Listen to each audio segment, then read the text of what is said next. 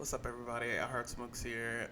Just wanted to come to you guys with another video um, for the first Descendant. It seems like there was an event that Nexon was a part of titled the GDC 2025. I think that's the Game Developers Conference.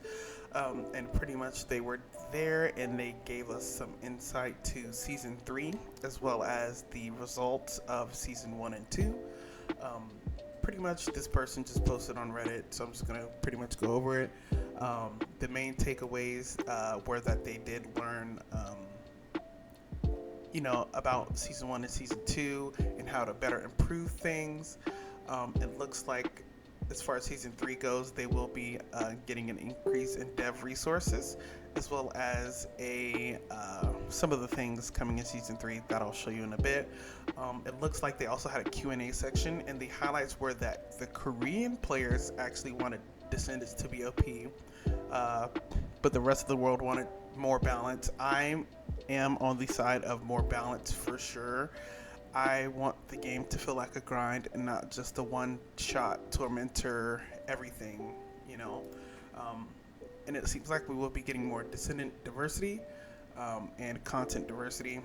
Pretty much the person that did the presentation was this guy here. I cannot pronounce his name whatsoever, but we've seen him in, I want to say, every dev live. Yeah, so pretty much just some more information here on the first Descendant. Talking about initial launch issues that we don't really have to worry about. It does seem like they do have the stats of how the game has gone down over the months. And it looks like we did go up a little bit, but we are still retaining that player base and staying above the borderline. Just some more feedback and launch issues that they talked about, and then actually the failure of season one. They did think it was going to be a turnover, and then the reasons for season one. This is the main part I want to talk about. They did have a lack of dev resources. They did have a low content polish, and it seems like the main thing was in like invasions and people saying it was too hard or too difficult or too confusing, and then the update schedule, which was very horrible. It started out horrible, and then they actually changed it due to the feedback. I think they changed it like the next day, since people didn't like that the second half of season one was going to be coming like 3 months later. So they did go ahead and change their approach to season two, which you can definitely tell with the drop of Serena. They are buffing and changing things and making things better, so they are being very communicative. So we did see that. They also have been very active with the Q&As and dev lives in the Discord. Again, stronger engagement with the community, which I can actually tell. I will say this is one of the first games that I've played where the devs have been very communicative with the player base compared to games like Apex and Call of Duty. And just again, the dev live streams just strengthening the engagement with the community there.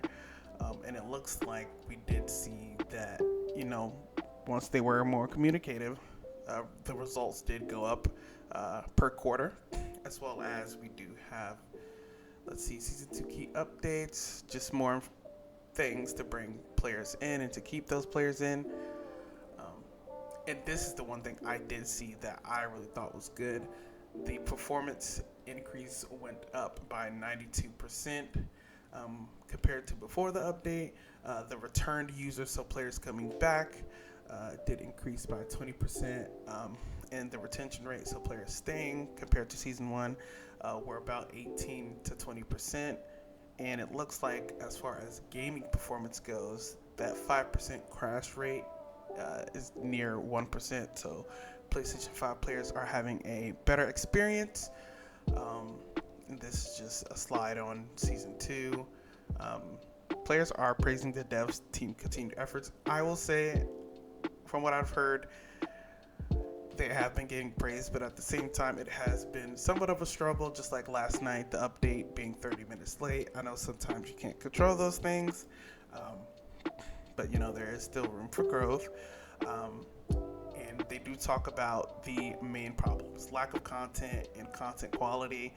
I will say we do need more content. It does feel like a repetitive process, just running the same missions every day, running void erosion.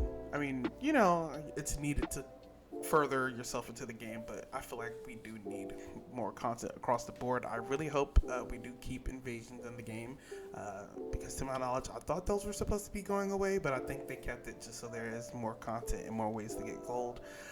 So I do hope that we keep those. Sorry about the ringing. Facebook is blowing up since I posted these there as well.